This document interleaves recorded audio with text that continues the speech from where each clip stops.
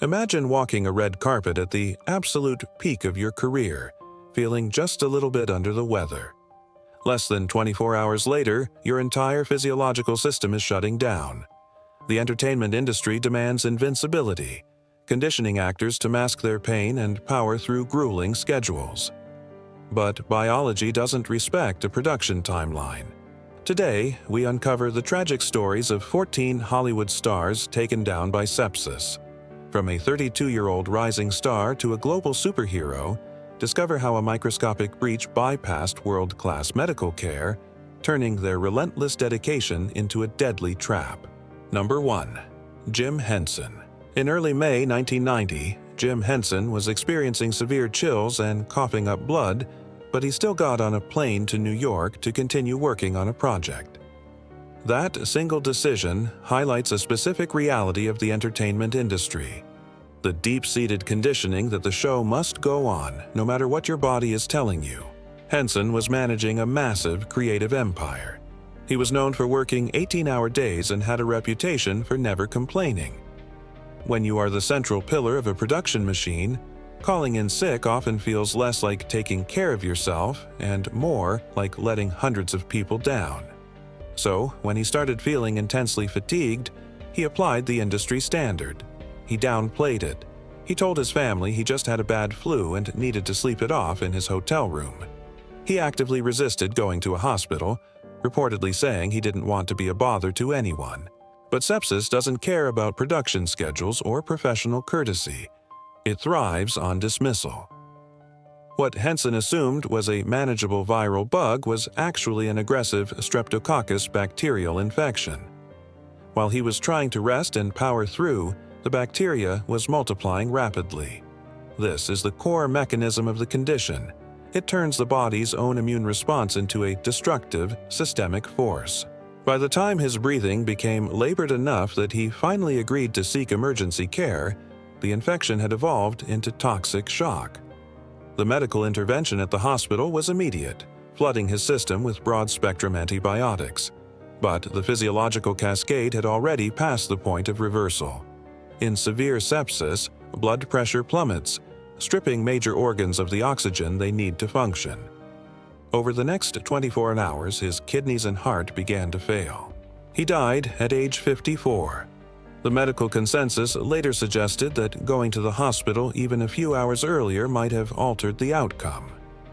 Henson's situation exposes a dangerous psychological trap common among highly driven professionals: the assumption that a relentless work ethic and a high pain tolerance can somehow override biological limits. Sepsis proved that they cannot. Number 2. Patty Duke. Patty Duke spent the majority of her life learning how to conceal agony. Winning an Academy Award at 16, she was conditioned early by the industry to present a flawless, profitable facade.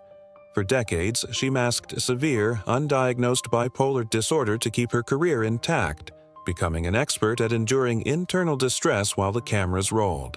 Because of this lifelong training in compartmentalizing pain, it is easy to understand how a sudden physical crisis could be initially misjudged by someone so used to powering through discomfort. In early 2016, Duke suffered a ruptured intestine. In a clinical sense, a gastrointestinal perforation is a catastrophic internal breach. It allows bacteria that normally reside safely within the digestive tract to spill directly into the abdominal cavity, an environment that is supposed to remain completely sterile. When this type of breach occurs, the body's biological alarm system doesn't just ring, it short-circuits. The immune response is immediate and overwhelming as it attempts to fight off the sudden influx of foreign bacteria. This hyperactive, unregulated response is what triggers sepsis. Duke's case illustrates the sheer, unforgiving velocity of this condition. A ruptured bowel does not offer a slow, multi-day warning period like a respiratory infection might. The transition from localized abdominal pain to widespread physiological collapse can happen in a matter of hours. By the time medical professionals intervene, the priority shifts drastically. The primary medical crisis is no longer just about surgically sealing the initial rupture. It becomes a frantic race to stabilize a rapidly crashing circulatory system. Once the bacteria dictates the timeline, the medical interventions are constantly playing catch-up. Despite aggressive emergency treatment, her organs could not sustain the intense systemic pressure. She died at the age of 69. The circumstances surrounding her death present a sharp contrast to her later life. Duke eventually became a fiercely vocal advocate for mental health, urging people to stop hiding their struggles and seek immediate help. Yet, when faced with an acute physical crisis, the rapid onset of sepsis bypassed any opportunity for endurance or intervention. It highlights a stark biological reality. When internal barriers fail, the resulting systemic shock operates on a schedule that even the best medical resources struggle to outpace. Number 3. Tanya Roberts. For decades, Tanya Roberts projected a specific brand of effortless vitality. Whether she was navigating explosions as a Bond girl or delivering punchlines on That 70s Show, her public image was built on an undeniable physical endurance. This makes the origin of her final medical crisis difficult for many to process. It didn't begin with a dramatic onset accident or a rare, complex disease. It started with a urinary tract infection. In the general public, and certainly within the image-conscious environment of the entertainment industry, a UTI is rarely treated as a serious red flag. It is widely categorized as a routine, almost mundane inconvenience. People frequently ignore the early discomfort, opting to manage it quietly with over-the-counter remedies while continuing to work and socialize. This widespread societal dismissal is exactly what gives sepsis its window of opportunity. While a person is busy maintaining their normal routine, waiting for a minor infection to simply run its course, the bacteria can quietly migrate. If a localized infection in the urinary system remains untreated or resists initial medication, the bacteria can travel upward, eventually breaching the bloodstream. Once that line is crossed, the body's immune system stops fighting locally and triggers a systemic, whole-body response. For Roberts, this immune overreaction resulted in a catastrophic drop in blood pressure. This severe hypotension is the defining mechanism of septic shock. When blood pressure plummets to unsustainable levels, the circulatory system can no longer push adequate oxygen to the brain, liver, and kidneys. Roberts was hospitalized in late 2020, and her final days were marked by intense medical volatility. The situation was so erratic that her representation actually announced her death to the press prematurely, while she was still technically on life support. That chaotic public communication mirrors the internal chaos of a circulatory system rapidly losing ground. She passed away at the age of 65. The circumstances of her death highlight a terrifying biological loophole. The very infections we are heavily conditioned to view as harmless, everyday annoyances can serve as the exact entry point for systemic collapse. Her case proves that when dealing with bacterial migration, the concept of a minor infection is often a dangerous illusion. Number 4. Charlby Dean. In the late summer of 2022, Charlby Dean was navigating the intense promotional circuit for Triangle of Sadness, a film that had just won the Palme d'Or at Cannes. At 32, she projected the exact kind of vibrant, flawless health that the entertainment industry demands of its rising stars. The cameras captured a young woman at the absolute peak of her physical and professional trajectory. But red carpet photography only records the surface. Beneath that carefully curated image, her immune system was missing a critical line of defense. 13 years earlier, Dean had survived a severe car crash that required the emergency removal of her spleen. In everyday life, and certainly on a movie set, missing a spleen is an entirely invisible condition. You can work 12-hour shooting days, travel internationally, and perform without anyone noticing a physical deficit. However, the spleen acts as a vital filtration system for the bloodstream, designed specifically to intercept and destroy certain types of harmful pathogens. Without it, the body loses its primary internal checkpoint.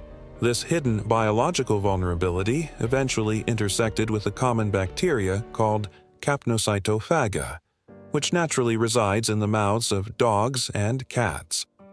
For an individual with an intact spleen, Exposure through a minor scratch or a casual lick is routinely neutralized by the immune system without a single noticeable symptom. But for Dean, the bacteria entered her bloodstream and encountered virtually no resistance. The speed of what followed demonstrates the terrifying efficiency of sepsis when biological safeguards are absent. Medical interventions often rely on having a window of time to identify the problem and administer antibiotics, but in this specific environment, the infection operated in hours rather than days. Dean began experiencing mild symptoms, what initially felt like a routine headache and general fatigue. Within a single day, her entire physiological framework collapsed under the weight of the unchecked bacterial spread. Emergency physicians are heavily trained to manage critical care, but they cannot reverse a systemic shutdown that moves at that velocity. Her situation dismantles the industry illusion that youth and outward fitness offer any guaranteed protection against biological failure. It serves as a stark, clinical reminder that a mundane, everyday exposure can instantly turn fatal when the body's internal architecture has been quietly compromised. Number 6. Christopher Reeve.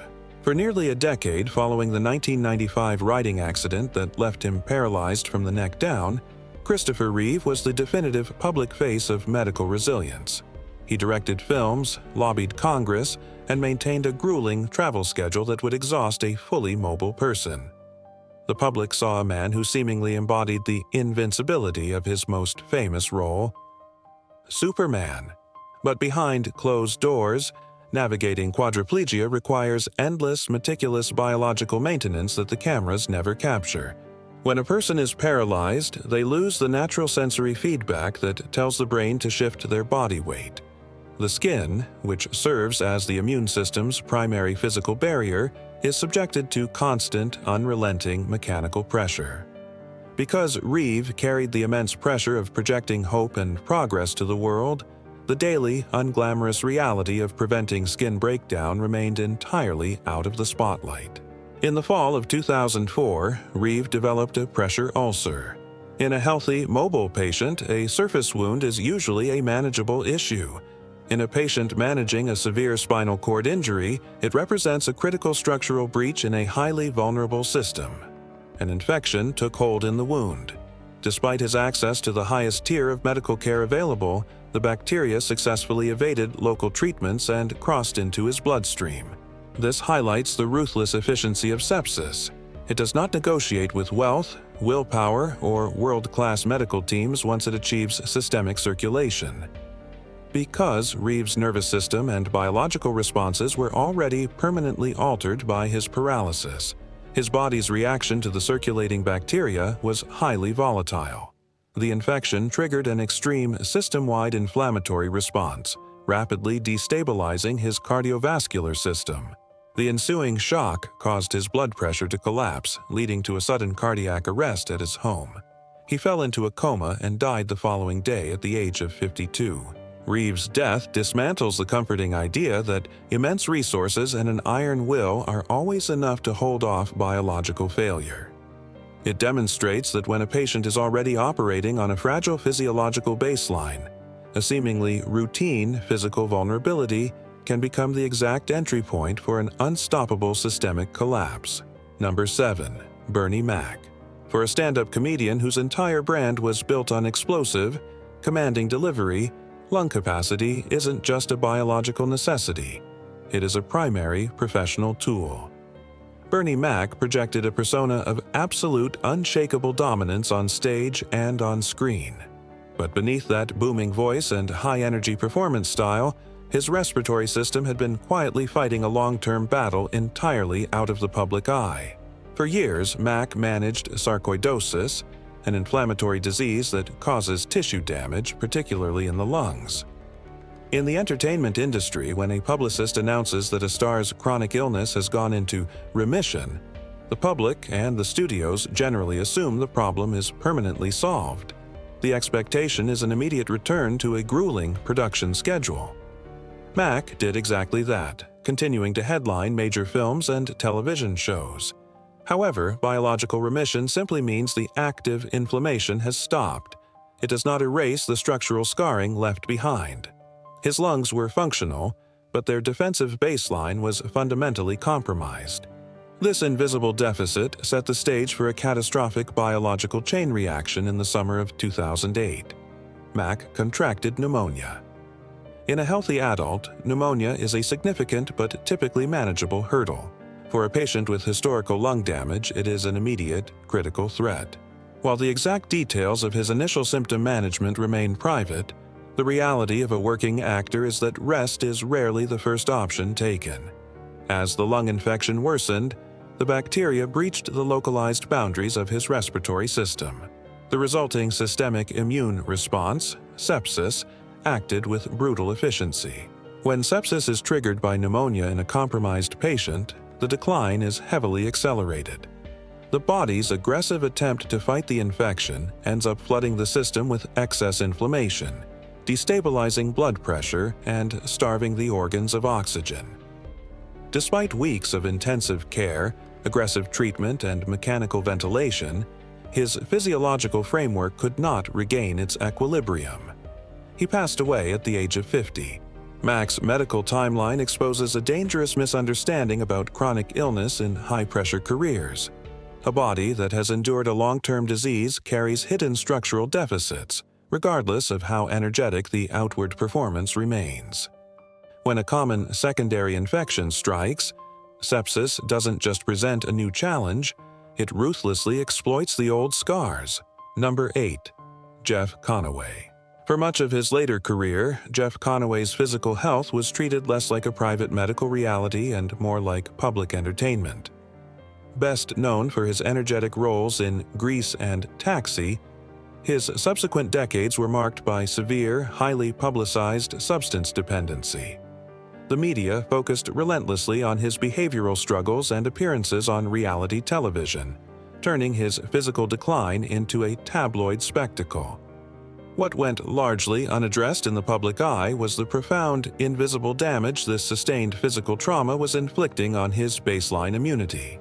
In the entertainment industry, chronic addiction is frequently framed as a PR management issue rather than a severe biological compromise. Conaway had initially turned to prescription medications to manage chronic back pain stemming from an onset injury years earlier. Over decades of heavy substance reliance, his internal infrastructure was systematically worn down. By the time he contracted pneumonia in early 2011, his body simply lacked the defensive reserves required to contain a standard respiratory infection. Pneumonia in a healthy immune system is a localized fight. In a deeply exhausted system, it is an open door. The lung infection quickly migrated into his bloodstream, triggering a massive, unregulated immune response. As sepsis took hold, the cascading inflammation aggressively destabilized his circulatory system. Medical teams placed him in an induced coma to manage the bacterial spread and stabilize his breathing, but the systemic pressure was too immense. Sepsis severely restricts oxygen flow to the brain and other vital organs, leading to a condition known as septic encephalopathy. After nearly 2 weeks of intensive care, it became clinically evident that his physiological framework could not recover from the resulting multi-organ failure. Recognizing that medical intervention had reached its absolute limit, his family made the decision to withdraw life support. He died at the age of 60. Conaway's final medical crisis forces a difficult look at how we consume celebrity health narratives. When an actor's physical vulnerability is commodified for reality television, the actual fatal mechanics of a weakened immune system are often completely ignored. Sepsis ultimately exploited the biological exhaustion that the cameras had been passively documenting for years. Number 9. R. Lee Ermey. R. Lee Ermey built a lucrative, decades-long Hollywood career on a foundation of absolute, uncompromising toughness. As a former Marine drill instructor whose performance in Full Metal Jacket became culturally iconic, his public persona was defined by endurance and grit. In an industry that constantly asks actors to play a part both on and off screen, Ermey was expected to be the toughest man in the room at all times. When your entire professional brand is built on projecting invulnerability, Admitting to physical weakness can feel like breaking character. In early 2018, at the age of 74, Ermey developed what he initially dismissed as a standard, lingering cold. The deep conditioning of a military background, combined with a Hollywood persona that actively rejects fragility, often leads to a dangerous internal logic. You simply ignore the symptoms, refuse to complain, and push forward. But biological realities do not respect willpower. Aging naturally alters the immune system's defensive baseline. A respiratory infection that might cause a few days of fatigue in a 30-year-old can silently deepen in an older adult. What Ermey brushed off as a stubborn cold had quietly progressed into pneumonia. By delaying medical intervention to tough it out, he gave the localized lung infection the exact window of time it needed to breach his bloodstream. Once pneumonia transitions into sepsis, physical strength is essentially weaponized against the patient. The immune system, attempting to fight the systemic bacterial spread, triggers a massive, unregulated inflammatory response. The clinical trajectory of this transition is incredibly rapid. Blood pressure drops significantly, cutting off the oxygen supply required to keep vital organs functioning. Despite eventual medical intervention and hospitalization, a 74-year-old physiological framework is highly vulnerable to the sheer velocity of septic shock. He passed away in April 2018. Ermey's medical timeline provides a sharp clinical warning. It directly challenges the cultural narrative that ignoring illness is a reliable measure of strength. When dealing with respiratory infections, particularly in older adults, relying on endurance rather than early medical evaluation provides sepsis with the silent runway it needs to become unstoppable. Number 11.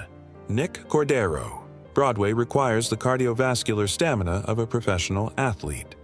At 41, Nick Cordero possessed the lung capacity and physical resilience necessary to perform 8 demanding stage shows a week. When he was hospitalized with a severe viral infection in early 2020, the general public naturally assumed that his youth and peak physical baseline would serve as an unbreakable safety net. For 95 days, his medical journey was shared with millions through hopeful daily social media updates. The public narrative focused on him fighting hard to return to his family. But behind the closed doors of an intensive care unit, the reality of prolonged mechanical life support is vastly different from the public concept of healing. Long-term ICU care is structurally invasive.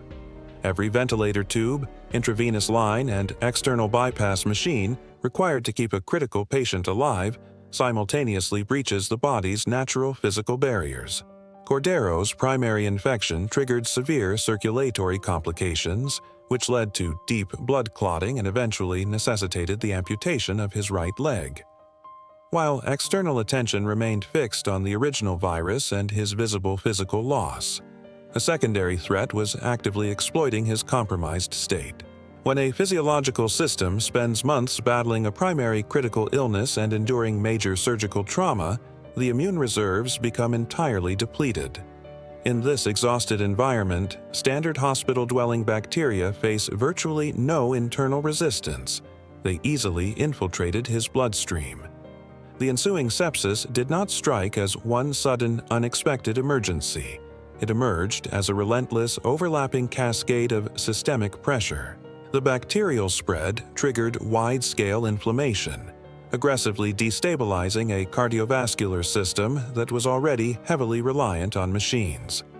The medical teams constantly rotated broad-spectrum treatments to combat these new infections, but sepsis systematically outmaneuvered those interventions, shutting down his remaining independent organ function. He passed away in July 2020. Cordero's highly visible hospitalization strips away the comforting illusion that extreme physical fitness can indefinitely hold off biological failure. It provides a stark clinical demonstration of how secondary infections operate in high-trauma environments, proving that when modern medicine pushes human endurance to its absolute limits, sepsis is often the final mechanism of collapse. Number 12. Christopher Cazanov. Christopher Cazanov spent his career mastering the art of the composed, upper-class British aristocrat, reaching global audiences through his prominent role on Dynasty. In television dramas, medical crises are written with clear, digestible narrative arcs. A sudden collapse, a tense hospital sequence, and a swift, definitive resolution. Real biological failure, however, is rarely that linear. In February 2010, at the age of 64, Cazanov was admitted to a London hospital with a severe infection. His representatives kept the details deliberately vague, maintaining the strict professional privacy expected of veteran British actors. What was actually occurring away from the press was a condition officially documented as septicemia. People frequently use the terms septicemia and sepsis interchangeably, but clinically they represent a specific, deadly sequence of events. Septicemia refers to the physical presence and active multiplication of bacteria directly within the bloodstream. It is the invasive trigger. Sepsis is the catastrophic consequence, the body's massive, unregulated immune response to that circulating threat. For weeks, his medical team aggressively treated the blood poisoning. The trajectory of this condition in an intensive care setting is notoriously deceptive. A patient might show stabilizing vital signs and respond well to a specific rotation of antibiotics, leading families and publicists to believe the danger has passed. In fact, optimistic reports surfaced in late March suggesting that Cazanov was steadily recovering and would soon be discharged. This false dawn is a well-documented biological trap associated with prolonged critical care. Even as the primary bacterial load in the bloodstream is successfully reduced, the lingering systemic inflammation caused by the sepsis response often leaves the cardiovascular infrastructure fundamentally exhausted. The prolonged physiological stress silently compromises the heart and kidneys over a period of weeks. Just when outward signs and public updates suggested a clear path to rehabilitation, his system experienced a sudden, irreversible failure. He passed away in early April 2010. Cazanov's medical timeline dismantles the public assumption that surviving the initial acute infection guarantees a full recovery.